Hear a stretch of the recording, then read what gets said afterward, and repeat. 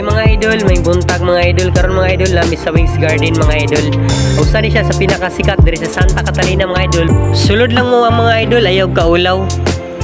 Kung makasirado man galing ang gate, abrihin lang ninyo og sulod mo. Kay kani siya mo ni siya entrance. Mangutana ka mga idol kung sa dapita ang kwartong available, kay check-in ni siya mga idol. Pwede siya na mga alabangan mga idol, mura siya ng kaubana mga idol. Sulod lang mo diha mga idol, naning area mo ning area ha. Kung dirang dapita sa kilid mga idol mo nang area mga naon kay na silang dings diha og sitilina nakatambay. Madlaw, magabi available kay na pirmi mga idol. Kay kung magabi mga idol nari nakabantay diha. Di na mo balaka kung kinsa na ako na. Okay mga idol diha mga idol.